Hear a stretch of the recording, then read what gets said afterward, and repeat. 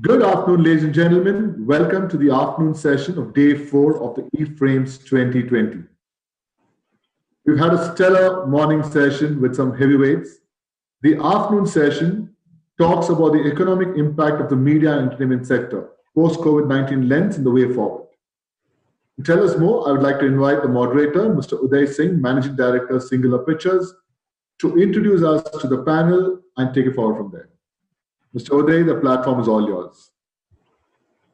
Thank you, Mr. Good afternoon, good morning, good evening, whichever part of the world you're in. This is a very interesting session. I know you probably have webinar fatigue by now. 4 days, it feels almost like a test match. But now we're into the second innings, and I think coming to the close, so I think it might be even more interesting. And typically, till the last ball, we might be able to keep your interest alive. This session is very important because this discusses the strategic importance of the creative economy to and its importance to the government. And this sector, as we all know, can be a powerful driver of economic growth, jobs, and skills development. Especially if you were to look at the report that came out this morning, it talks about a GVA of close to $50 billion that the three sectors, film, television, and the OBS add to the economy, and the 2.6 million jobs, and the economic value added of about 25 billion. And the 2.6 million jobs are direct and indirect. It's a very interesting session because we have Madam Kalyani, who's the Joint Secretary of MIB. She is now handling the films portfolio, and she also has another hat where she's the MD of managing of NFDC. We have Jonathan Olsberg, who has spent 37 years in the film industry. He was a film producer. He also has extensive experience in looking at the economic impact of the screen production sector in various countries across the world. He is probably one of the very well-known people who's been measuring this impact. Screen productions generate a significant amount of expenditure in production locations, which is distributed across on the ground crew, local production companies, services and rental companies, and a range of other suppliers such as caterers, restaurants, hotels, transport providers, and also has local tax revenues which flow into the economy. It's a very important soft power creator as well, and a major motivator for tourism as part of what you see in that particular screen or film. Very interestingly, what we find is a majority of the people within the industry, and also a lot of them who are in the audience, are not aware that tax credits and incentives are a very important aspect of this industry. In fact, most studio productions underway today or in television have some kind of tax credit or incentive which has been laid out for them. They call it what they call follow the tax credit or soft financing of a particular piece of entertainment. In a competitive world, are we ready to unleash the potential that we have, considering that we have so many things going for us from the right policy direction? As we can see, the film and entertainment sector already qualified as champion sector, and we'll soon be hearing the incentives that are going to come out at the federal level. We have the post-production capabilities, we have the VFX abilities, we have great logistics, great locations, great weather for the most part. And I think we have a fairly good world-class crew, which is also available. So what is it that is holding us back, and how we can take it to another level? So let me start by inviting Ms. Kalyani to make her introductory remarks. This will be followed by Jonathan with a presentation. Over to you, Kalyani. Namaskaram to you all. Good afternoon. Hope you all and all yours are fine in these trying times. At the outset, I'd like to thank FICCI for giving me an opportunity to talk in the renowned FICCI Frames, the e-avatar of it. And it is indeed an honor to be sharing the e-space with Mr. Olsberg and Mr. Uday Singh. Thank you for giving me this opportunity. Let me begin with a statement of fact. The M&E industry is one of the champions enabling the vision of our Honorable Prime Minister to achieve a $5 trillion economy. There is no dispute in that. Mr. Uday Singh had just told us about it. How to go about it is what I'll briefly focus on. The pandemic has obviously upended all assumptions of business as usual for the global economy and for India too. But it has only sharpened the market trends that were already visible before the health crisis, such as the increasing demand for digital services. For our sector, the M&E industry, this means faster transition to digital mediums and more pressure to compete for consumers as well as for advertisements and subscription revenues. What is needed to be done is also to offset the growth slowdown through investments in production efficiency, human capital, and most important, innovation. What have we done so far? The M&D industry has been identified as a champion sector for the Indian economy. India has a rich history of storytelling with its roots in the 2 millennia old Natya Shastra of Bharata. There is no dearth of talent, and we've always adopted a host of technological advancements. More importantly, we have a huge capacity for domestic consumption. In pre-COVID times, I'm told more than 2 million cinema tickets were sold on an average daily. With social distancing norms, even half that numbers would probably be great for kickstarting the business of film exhibition again. But additionally, the M&D industry is also a champion service sector because of growth in content exports, investment in production facilities, and as Mr. Uday Singh said, technology in animation, VFX, 3D, 4D, 12D formats, etc. We will be announcing the incentives in the under the champion services sector shortly. We are going to be announcing these standard operating procedures for filming in India. We've got the Health Ministry's clearance, and we should be announcing it shortly. The internet revolutionizing entertainment. India has enabled digital transformation by increasing economic freedom for the traditional M&D businesses to operate. We are also nudging the traditional industries towards better quality of service for its own sustenance. What better example for the internet revolutionizing entertainment can we give than that the segment of OTT has grown phenomenally during the pandemic? So opportunities exist for great visuals, well-written scripts, and award-worthy acting.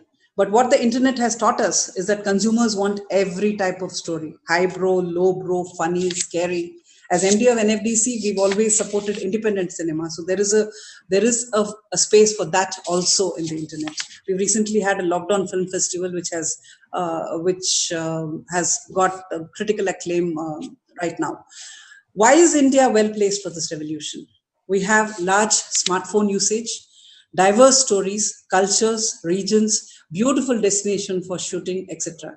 Indian content is popular world over, and with the digital revolution, this can only increase. What brings me to economic opportunities post-pandemic? Creativity can never be replaced by machines. This is a statement again. The M&D sector, through innovation consistently, has the potential to create jobs, especially in new areas of animation, gaming, etc. The government has allowed 100% foreign direct investment in the filmic content productions, including the AVCG segment. This sector has the potential to create thousands of jobs, including opportunities for the unskilled and semi-skilled workforce. Our Honorable Prime Minister had said yesterday in his address to the Indian Global Week 2020, he said, "We are laying a red carpet for all global companies to come and establish their presence in India. Very few countries will offer the kind of opportunity that India does today. For our segment, the M&D sector, we have opened doors for filming in India by easing the permission process, a single film visa, and we're going to streamline and facilitate single window clearances. The incentives under the Champion Sector scheme will also be open not only to film shooting, but also for TV and web series filming. Foreign filming in India, for example, since 2016, has contributed nearly $64 million with 76 productions completed so far. There are opportunities for increased investment in TV content, in cybersecurity monitoring, customer interaction et al. Film tourism is yet another aspect of this economic opportunities that are there. I'm very fond of saying that my country has diverse locations. Whatever you want to see in a film, whether it is the mountain, the river, the sea, the island, the desert, the crowds, and post-production facilities, you name it, we have it.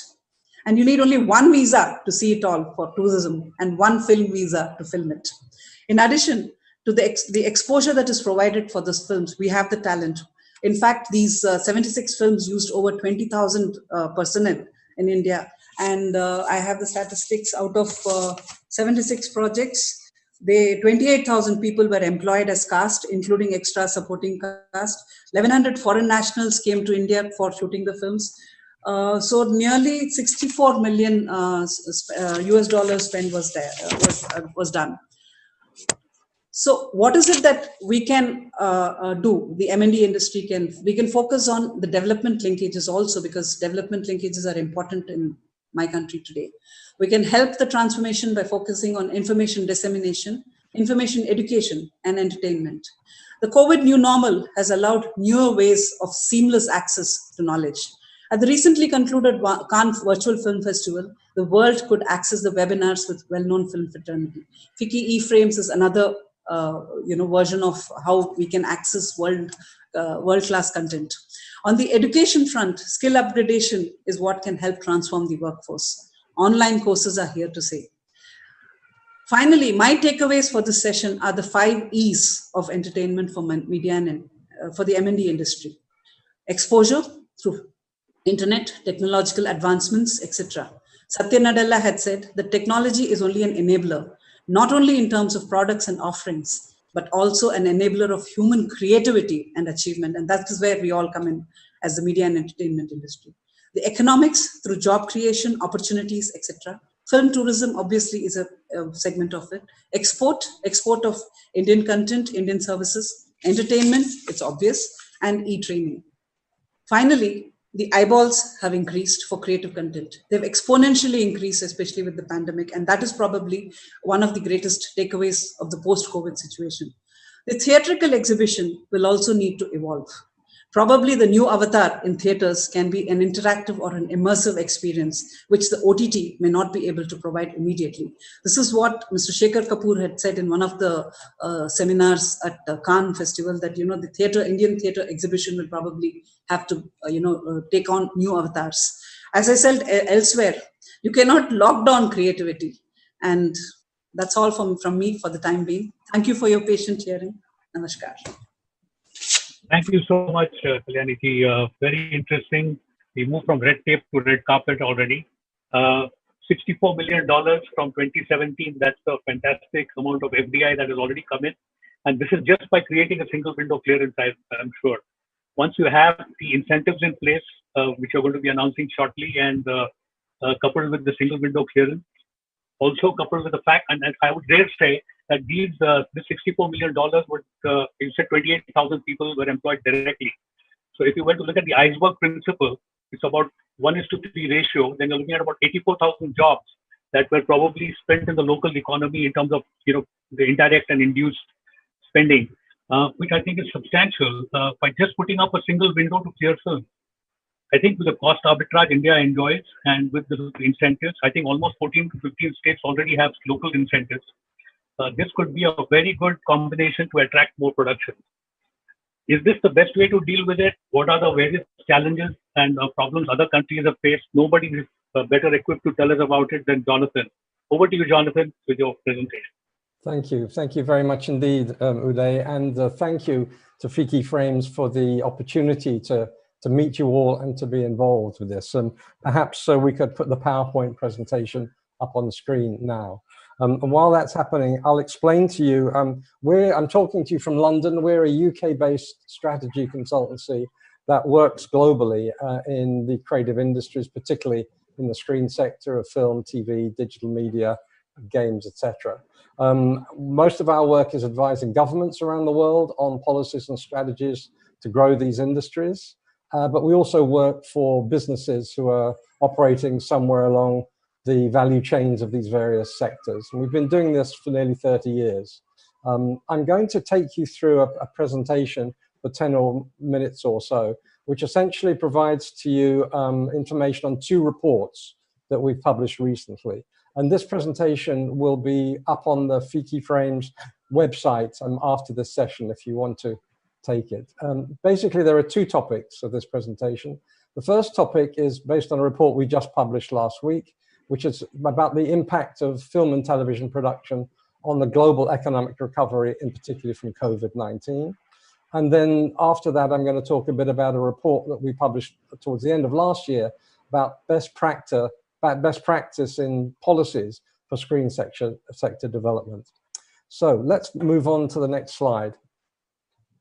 So this has 7 elements. I'm going to briefly introduce what I'm going to talk about. We'll look at the scale of global screen production, which is a number that we've never seen before. It hasn't really been researched in this way. I'm particularly going to look on the speed of the impact of this expenditure and how useful that's going to be for recovery from COVID. We're looking into the wider economy and how production of film and TV content spends money throughout the economic sector in different industries. We'll then address how to recover from the hiatus that we've had from the COVID-induced difficulties, a few conclusions, and then I'll move on to the best practices section. So if we could go to the next slide. The report, which is up on our website, and I'm going to give you the links to it later on, essentially, we're identifying for the very first time the actual size and economic power of the world's film and television production sector. So we're only looking at production here. We're not looking at revenues. We're looking at how money is spent around the world in this sector, producing feature films, scripted television, factual television. We're not looking at commercials, for example. And we're also going to explore how this sector, this screen production sector, has some unique characteristics that are going to be helpful for countries in recovering from COVID. Just want to say we're grateful to the support we had from Media Business Insight, who are the publishers of Screen International and Broadcast, and also from Netflix, who helped us get this information together, and also these 4 global film commission networks that you see on the screen. Okay, moving to the next slide, please. When we look at the suite of economic benefits that you'll be familiar with that screen production delivers, we've identified the most common of them here. And I know that there's recently just been a report issued about the industry in India, and some of these measures are included in there, and there's some very impressive numbers. But looking at the top, typically we look at how to measure the activity through gross value added or gross domestic product. We also then, moving around clockwise, think about employment. And one of the governments have realized how important the jobs are that this screen production sector delivers. They're very well paid, they're highly skilled, they're very productive jobs, they're very mobile, so people can move around.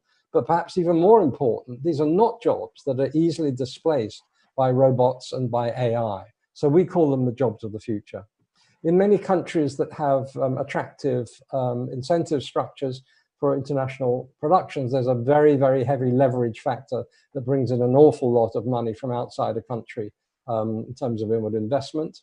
And when an established industry with solid incentives that are predictable for the future exists, that's a great encouragement to private sector investment in the supply chain and infrastructure.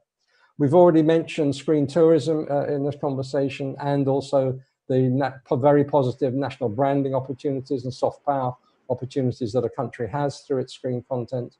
And finally, I'm going to show how spending money on a screen production puts money all around different business sectors in the economy. Next slide, please. Now move forward to slide 7, I think. There we are.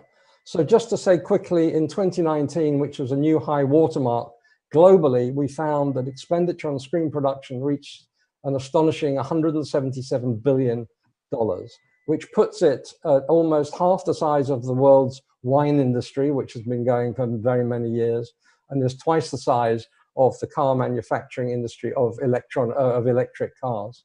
It produced 415 billion in gross value added and drove 14 million jobs around the world, measured by full-time employment methods. To the next slide, if we could, please. This is an interesting look at the way in which the money works around the world. This identifies, in looking at regions of the world, where the money comes from that is spent on global screen expenditure. And as you can see, there's a very substantial amount, 65% of investment in screen production around the world comes from the USA. But if we go to the next slide, we can see where it's spent. And the first thing we look at is only 40% of that money is actually spent in the USA. So the USA is an engine of global investment in this sector. And in nearly all these other regions, more money is spent in these regions that comes from outside than inside. And if we look at this particular, if we have in 5 years' time another version of this, I'm sure we're going to see how much bigger the share of the global production market will occur in Asia, in Middle East and Africa, and Latin America in particular. So going to the next slide, please. And again, just one more time, thank you. So we're looking now at the speed with which productions spend money. And we in the study, and all the information is in the report, we looked at several different sort of standard examples of movies or television drama series and how they spend money and the speed with which they spend money. And this is particularly important because in a COVID environment where there's been a shutdown, as markets open up, we say that there are many, many projects, film, TV projects that we call shovel ready. They're ready to go. And if in this instance, like in this instance, it's a $220 million film, look how quickly the money is spent once shooting starts. In that 16 weeks of shooting, $10 million a week, $160 million is spent, very quickly in wherever it is that the production takes place. And I think this is one of the advantages of our industry. When it gets going, it spends money very, very quickly. Can we go to the next slide, please? This slide just underpins the point that our industry is a great option for kickstarting economic recovery. And we've discovered that it moves much faster than other industries and sectors of the economy that often are thought of as being stable. And in particular, as I've said before, when we look at the supply chain expenditure, we can see how the money is spread around the wider economy. If we could go to the next slide, please. And one more time. This shows this concept that I've explained about the way in which the money is spread around. We analyzed a number of different budgets and identified where the money is being spent, in which business sector. Now, the largest percentage in this chart of the average is 33%, and that's spent with businesses and individuals who only work in screen production. But the rest of the money, 67% of that budget, is spent in industries and business sectors that, yes, they work in film, but they also work in many other sectors. And particularly important here are sectors that have suffered a lot from COVID, which includes, transportation and hospitality, music and performing arts, etc. And this is one of the sort of unseen benefits of our industry. When economic impact studies are done, we often look at how direct expenditure trickles through an economy on a multiplier basis, on a sort of a broad approach. But here we dig down in a kind of vertical direction towards tracking where the money is actually spent. Next slide, please. And this, we've looked at a $220 million film, but now we're looking at even a modest size film. And regardless of where in the world this money is spent, the $6 million budget, quite a modest size independent film, we can see where the money is spent and how it spreads around. In this case, yes, about a third is spent in screen production specific sectors, but look at where the rest of it goes around. Nearly 17% in travel and transport, over 10% in hospitality and catering, 7.6% fashion and beauty, areas of the economy that have been suffering a lot. In the report, we've got about 5 or 6 examples for you to look at of different sorts of projects. Moving on to the next slide, please. And one more time. Okay, we've measured what's been happening in terms of the loss of economic activity. During the first half of this year, particularly the second quarter, around the world, there was a loss of economic impact from screen production of $145 billion and equivalent jobs of 10 million jobs. So it was hit very hard. But unlike other areas of the economy that also were hit very hard, screen production has attributes that give it a leading position in stimulating recovery. And many governments around the world have realized this and recognized this fact and have put in place very specific, quick measures to encourage production to restart. If we go to the next slide, here are some examples that we've just selected from a variety of different countries, from China to France, Sweden, Greece, elsewhere, of different things that they've been doing. I won't go on and touch on every one of them, but in some cases, like in Greece, they've increased the percentage of the incentives that are offered because of the increased costs that COVID means to production. In Poland, they have accelerated payments due to independent production companies to help them with cash flow. In Austria, they have increased the number of eligible costs that an incentive can apply to, taking into account unusual COVID-related expenses. And in France, they've addressed a particularly difficult problem, which is that of production insurance for independent content, which is very, very hard to find. So here's an example of all these countries, and there are more in our report, that are quickly doing things to stimulate screen production because they recognize its value and they recognize the speed and power with which it creates economic activity. Could we go to the next slide, please? And again. So the conclusions of this part of the presentation, I hope you'll agree with me, that this report provides a very robust demonstration of the global economic power of screen production. It's the first time a report has looked at screen production from a worldwide basis as opposed to a country by country. It looks at the potential of the sector and what it's doing to help in economic recovery from COVID. And it shows how maintaining and encouraging with policies from government screen production at a national, regional, local level is one of the solutions to rejuvenating economies wherever you are around the world. So moving on, I'm now going to start to talk about the second study that we did last year. If you could go to the next slide, please. And one more time. Okay, so basically, this is a report that, again, is on our website, and I'm going to give you the link later on. It was commissioned by the Association of Film Commissioners International to look at best practice in government policy in developing the screen sector in a number of countries. And what we did, we looked at a range of sort of successful strategies used by a variety of countries that want to maximize the amount of this lucrative production activity. Next slide, please. We looked at 4 areas that are sort of very much interrelated. And where we find a successful production sector, we find by analyzing these 4 areas that there's a lot of quality and capacity around. We looked at automatic incentives, we looked at workforce capacity, we looked at the capacity of infrastructure and services, and we looked at the film-friendly production environment. And in our view, these 4 elements, if a country or a region can tick the boxes in these 4 elements, then they're going to be doing well. Next slide, please.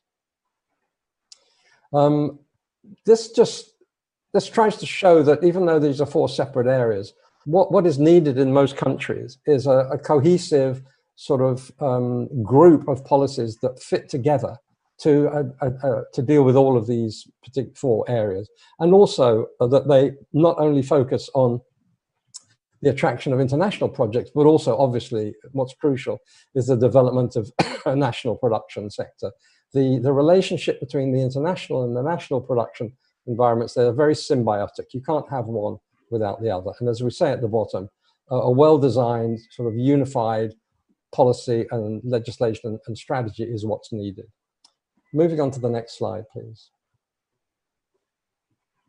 I'm going to talk briefly about incentives. Again, I won't talk about everything on this page. This identifies some of the key things when you're putting incentives in place that it's important to have, if at all possible. On the top left, in the design, is to make the incentive structure as uncomplicated and clear as possible, and use a model that's not too fiddly, let's say, and not too complicated. The administration of the system should be predictable. That's one of the key things that we find differentiates one country from another, is the predictability and reliability of the system. Is the incentive that you get what you would expect if you were to read the guidelines. On the top right, legislation, again, a lack of subjectivity. That's what an automatic incentive means. It means there's not a choice about which script we want to back and which we don't. If you, as a producer, if you spend the money according to the way the regulations set out, you spend them, you will get absolutely, and you prove you spent it, you will get the rebate, you will get the incentive back. And in terms of payment, ideally an incentive system would be uncapped, and it's nothing to do with IP sharing, and the money would usually could go to either a local producer or an international producer without delay. Moving to the next slide. This slide, if we could go to the next slide, please. Okay, a critical area at the moment of a national or international or a regional strategy for our industry is workforce. We're finding in 2019 with this massive amount of demand, it's been interrupted in 2020, but it'll be right back up again very soon in 2021, we believe. The biggest shortage around the world is in workforce, is in crew, in skilled and experienced crew that understands the needs of international and local production. So it's very important to have data about the workforce, to know what measures are being introduced to increase the size and experience of the workforce, to track the workforce on a very regular basis. And where there are gaps in workforce, to have particular targeted interventions to fill those gaps. The more that a country has to bring in workers from other countries to fill gaps, the more economic leakage there is as a result. So I know India is very well served in terms of its crew capacity, which I think puts it ahead of many other competing jurisdictions at the moment. Next slide, please. Looking at infrastructure and services, I talked a bit about studios. In addition to being a global shortage of workforce, there's a significant global shortage of sound stages and dedicated shooting spaces. Public sector involvement in a sort of private-public partnership is often necessary for these for new studios to be put in place. And as I've said earlier on, if there's a reliable and sustainable support system in a country, including the incentive that can be predicted and relied upon for many years, that's a major encouragement for private sector to come in and invest in infrastructure. Okay, going to the next slide, please. Film friendliness, I think India is an excellent example of a country that's very friendly to its local and international filmmakers. Again, this is what's needed is a holistic sort of consensual approach to this.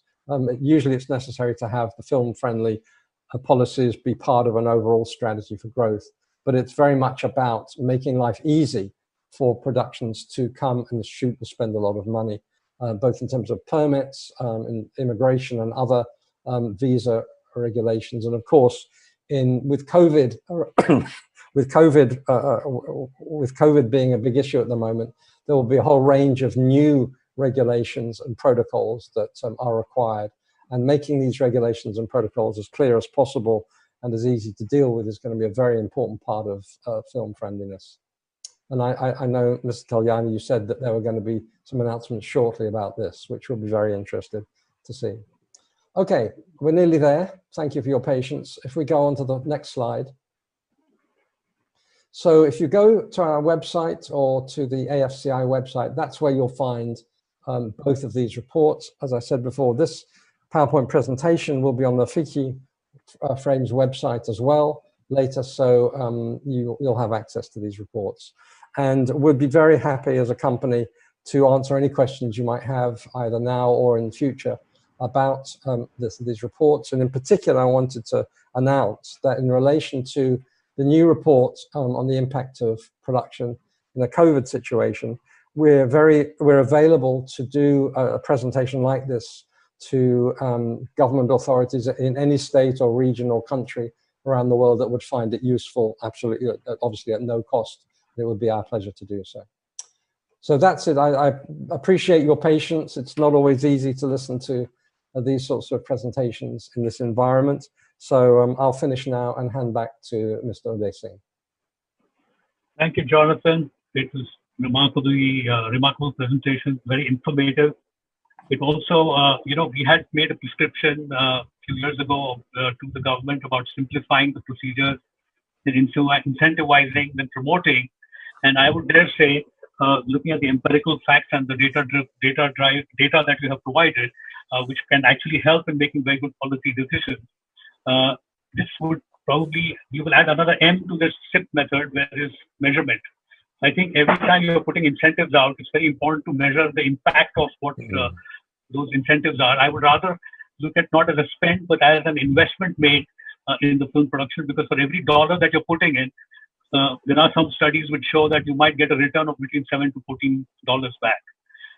Had that been your experience, Jonathan, in other jurisdictions?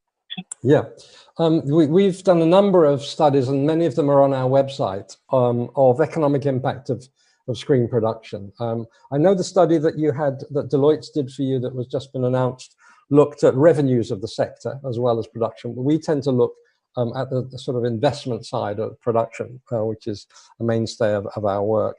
So, for example, in the UK, there's a number of different ways of measuring the impact. But we looked at the return on investment in a number of different ways. So in the UK, there's a study which is on our website that showed that in GVA terms, there's a return of £7.5 for every pound of tax credit that was made available. And I think we'll find in industries and countries where the industry is more mature and has been around longer, and there's less leakage, and those multiply, or those factors, those returns, can be at that kind of level. But there's another way of measuring return, which we're quite keen on, actually, for countries that have incentives. And that's just to look at the cash in and cash out side. So if you're most successful incentives will cause production to take place, which is truly additional, which is to say that production would not have taken place had the incentive not existed. So if there's an incentive of 25 or 30%, I mean, after the production has spent its money, some months later, when the audit has been completed, it will receive that amount as a grant. However, during production, that their money spent, which will be very much higher, obviously, than the 25%. 25% really means that there's going to be 100% of that sum spent in the country, and quite a lot of that money comes in from outside. But if you look at that expenditure and count and identify the amount of revenue generated to the exchequer, to the treasury, as a result of that expenditure, from sales taxes, from payroll taxes, from corporation tax, and other sorts of revenues, you normally find that there's more than enough money coming into treasury as a result of that additional activity that pays for the grant or the rebate that goes out several months later. So in most cases, these are self-financing mechanisms. Particularly, they have to be successful in as much as they're creating activity that would not otherwise have taken place. But that's one of the key measures we look at. We also like to look at the inward investment leverage factor. If a country puts an incentive in place which costs, or which invests, $100 million, let's say, in a year. So if it's 75% for international projects, normally that the remaining 75% or more is coming in from outside the country. So there's a 3 times leverage factor, which in many cases is very, very highly valued. So there are a number of ways of looking at it, but you're quite right by saying that we can't do that kind of analysis unless the data is there, and that's critical. And the fact that you're going to have a new incentive system in India is a great opportunity, as I know you will be doing, to ensure that you're capturing and gathering all of that expenditure data that takes place. Also, the golden old thumb rule of the cash flow, which is so predictable, 20% in pre-production, 60% during principal photography, 10% on post and on delivery. I can see from your charts that they're pretty much in that zone of 70%. Actually, 70% is being spent during principal photography into that market, which is adding so many jobs in that period. So I have some questions coming in, and before I move to the questions, a quick thing on COVID. There's been all kinds of recovery methods that are being discussed, from a U-shaped curve to a V-shaped curve to a L-shaped curve, and now most recently a K-shaped curve, where it's believed that some sectors will go faster and some sectors will go slower. I would like to have the film and television and OVS sectors at the top of that K curve. So keeping that in mind, and looking at how you mentioned that because this sector tends to rebound very fast, very quickly. And you mentioned that you're talking about some SOPs in place. I think at last count, we had about 5 states already with some kind of SOPs. And I think Maharashtra has started some amount of production, which is already in the pipeline, very controlled in very small cases, small ways. But with these SOPs, how do we hope to get all these states on board to be able to get production going? What we've just received is the the go ahead to issue the SOPs from the Ministry of Health. So we should be issuing it in a day or two. They are very general in nature because it has to be state specific.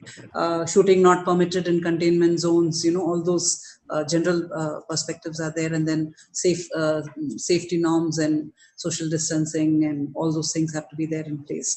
So we will be coming out with an omnibus kind of a thing, which can be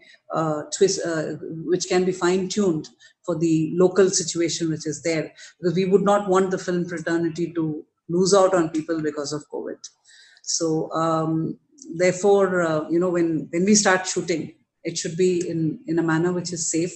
At the same time, it should not be it should not create any loss of lives or kind of an injury kind of a situation. So the SOPs will be there in place once we issue the SOPs. Since economic activity has in any case started, we should be in a position to at least have localized film shooting. Many of the countries have started the local film shooting schedules, etc. So with these SOPs, we should hope to at least start in a smaller way outside the containment zones, and maybe look for the future. Jonathan, before I forget, you mentioned you had some case study on Colombia you wanted to share with us. And madam, before we go into Colombia, would you like to share what you just mentioned before we started? Yeah, you see, Jonathan didn't trigger it. He didn't trigger it, but call it the fates or call it what have you. Just before the session, I just checked my mail and I found a mail from the Ministry of External Affairs saying that Colombia is interested in having a co-production agreement with us. So we will be taking it forward and taking it to its logical conclusion and signing the co-production treaty. So Latin America is an important market for us. I have asked Mr. Jonathan to look at Africa also, whether we can have some, issues in Africa also. So I'm looking forward to hearing more from Mr. Jonathan about it. Well, thank you. I mean, take it away. Thank you. The best practice report that I mentioned has inside it several case studies for each of those 4 areas that I've mentioned for best practice. But Colombia is particularly interesting in the way that it's developed its incentives strategy. I mean, obviously, Colombia is quite close to North America, so it's got big international customers on its doorstep, but also has strong relationships with other Latin American countries. So as early as 2013, it was one of the first, if not the first, Latin American country to establish a cash rebate on film service production of 40%. So that was a very aggressive and quite ahead of its time, and resulted in a great successful many years of productions coming to the country. In fact, in 2018, the last information that we have, there were 32 international productions took place in that 1 year in Colombia, and that represented foreign investment of about $180 million. And I think that was probably because they'd had the incentive for a period of 5 years. During that time, crews and producers locally had become used to handling international productions, and much in the way that you have for a long time now in India. But they didn't just leave it at that. They also have recently extended the incentive, which was just for feature films, to TV series. And they've also, because the money coming for that incentive is part of a limited fund, there is a cap on the fund. They've also introduced an additional or alternative incentive, which is a 35% transferable tax credit. So that's a different structure, which essentially gives them the producer the ability to choose which way they want to go. Do they want the cash rebate, or if they are not successful in the cash rebate, they can go to a more like a tax credit structure that is funded in a different way, and that's a 35% as an alternative. And even more remarkably, and this is groundbreaking, I think, they recently extended the incentives. One of the issues that we find in looking at and producers find that looking at different countries and how their incentives compete with one another, the so-called sunset clause is a big issue, which is to say an incentive is put in place for sort of a number of years, but as we come towards the end of the period, there's concern about, well, will it be extended or what's going to happen? The Colombians increased their incentive recently to 2032, so another 12 years, which is remarkable. So I think it's great that you've got the possibility of a co-pro agreement with them, and I'm not surprised they reached out to you for that. But it's one of the countries in Latin America that's really been on a fast track. And considering it's much smaller than the other major markets of Mexico and Brazil and Argentina, for example, they've done very, very well. I mean, Africa is a bit further behind, and there aren't that many incentives. In North Africa, you've got Morocco, which for many years has had a lot of international filming taking place and has got an incentive.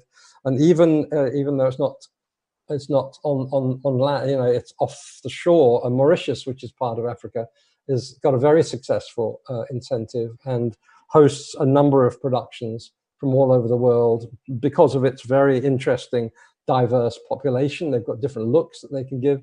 I know that a number of Indian productions have gone to shoot in Mauritius as well. So I think one would keep an eye on Nigeria, on Kenya, probably on Ghana, to see what they're going to do.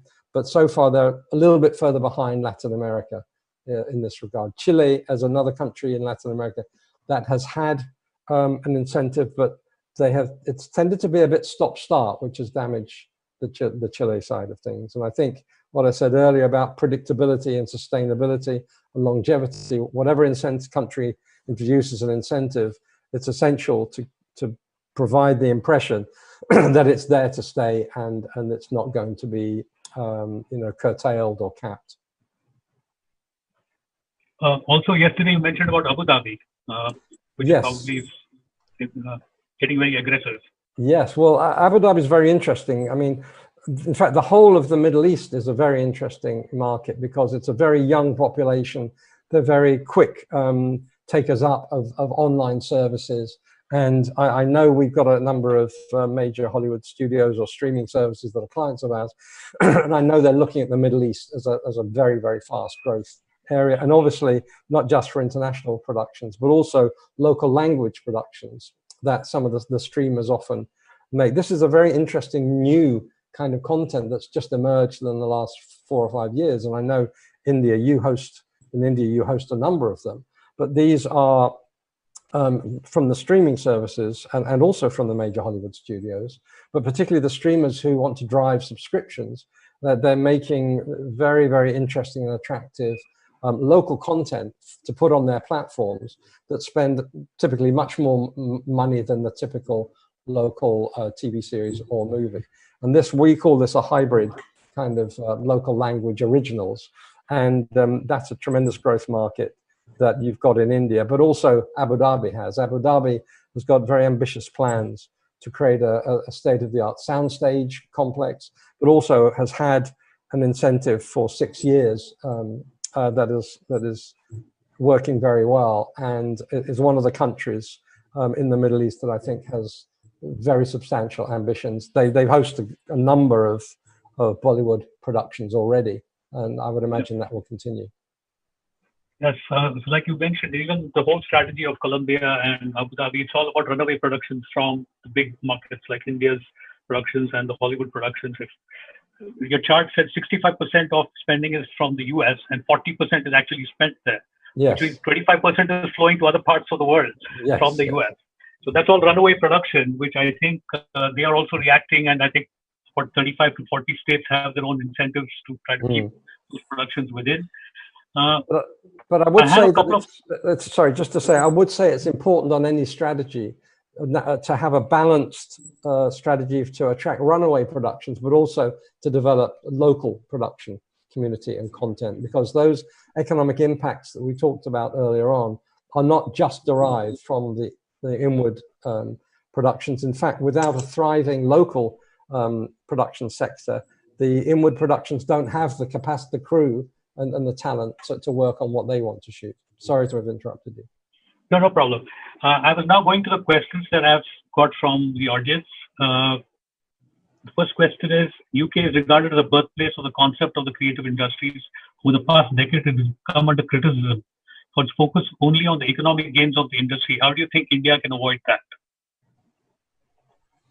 Well, I don't know enough about India to be able to advise on that. What I would say is in observing the UK's creative industries, in 2008, when the global financial crisis hit, the UK government started a massive budgetary cutting and series of initiatives. The austerity was everywhere in the world, in all industries, in all the UK, and continued for many, many years.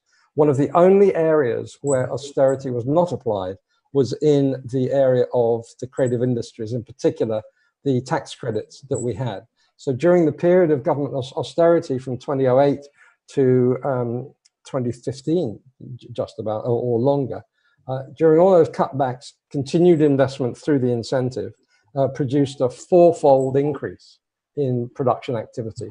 And that's because the government, when it's looking at the creative industries, and particularly at the screen sector, does not regard these incentives as subsidies at all. These are investments and they get a return. And I would say that for any other country, for India or wherever it may be, the understanding and recognition that the support comes from a perspective of economics as well as cultural support is very, very important. The systems in most countries, the support for our incentives and the support for our industries started with the Ministry of Culture 25 years ago. But since then, the Ministries of Economic Affairs have understood these huge benefits and are now the main players, if you like, in government policy. But the good news is that although the economic benefits have become much stronger, there are still the cultural benefits that existed from seeing a country's stories and peoples and locations on screen and seeing that broader range of views and stories, as I say, being told. So it's a double win. You not only do you win economically, which is new, you're still winning culturally. It's also it's also a kind of a soft power that we can kind of invest in. Yeah. It is more of an investment that I would say. It's a soft power rather than in missiles and weapons. This is something which culturally we can project our views at this thing. So it's not just the economics of the film industry.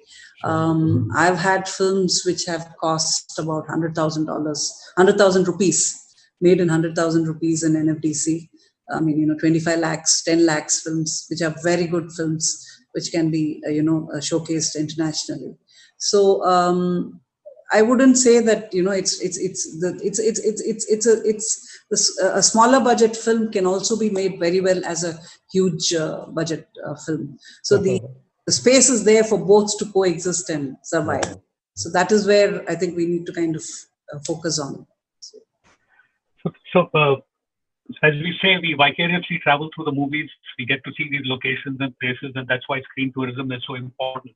And as we just mentioned, the next question is basically, do you think India needs an ecosystem and educational infrastructure that can cultivate and educate future cultural workers, especially in a country where creative jobs are still unstable and not the first priority of youngsters who are doing online engineering or MBA?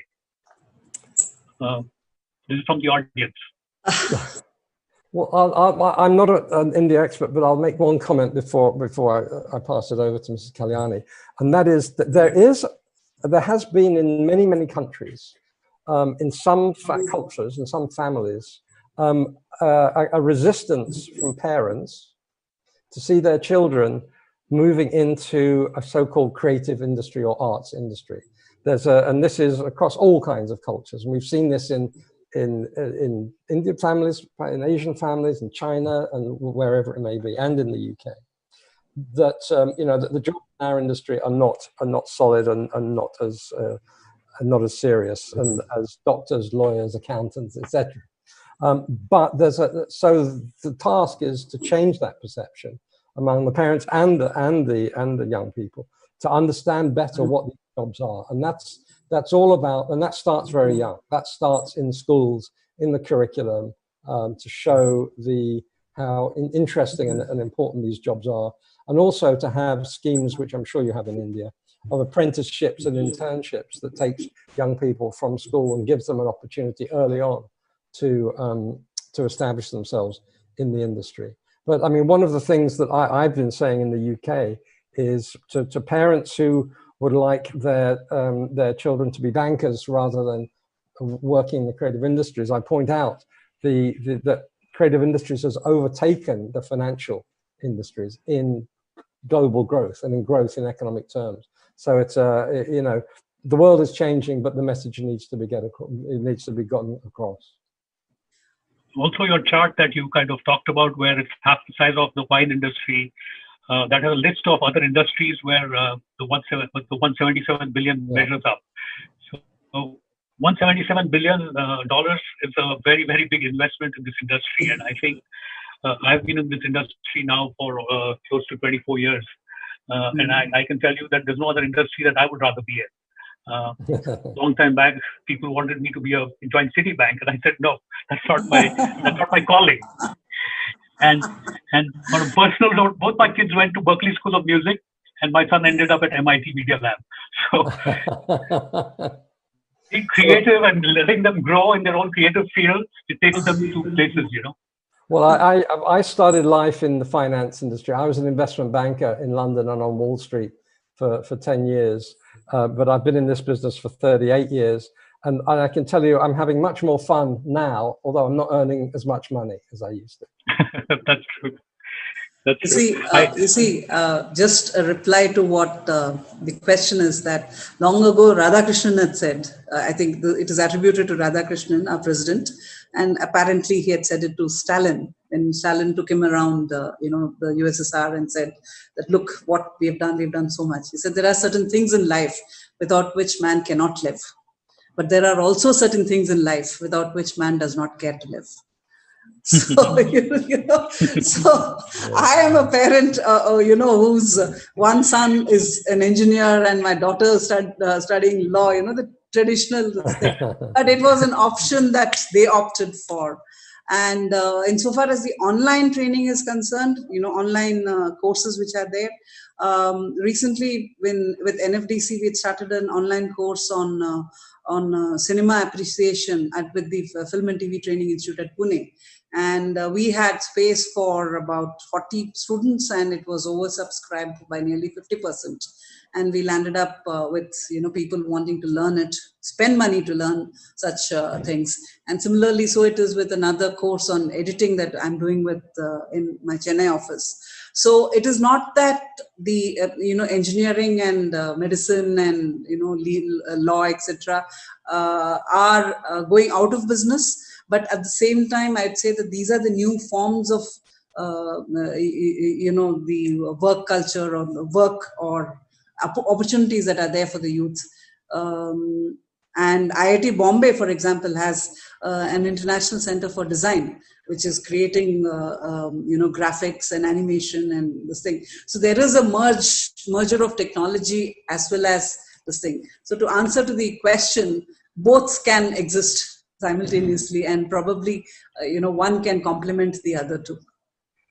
I would say that this industry has a very large heart, and both engineers and lawyers are also part of the industry. And I think without lawyers, we wouldn't be able to run this industry. Because,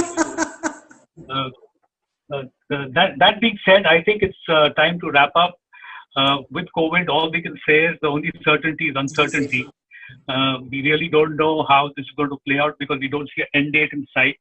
But I think as we start getting back, my sincere hope is that the K factor works for the industry, and the curve on the top is what the entertainment and media industries go with.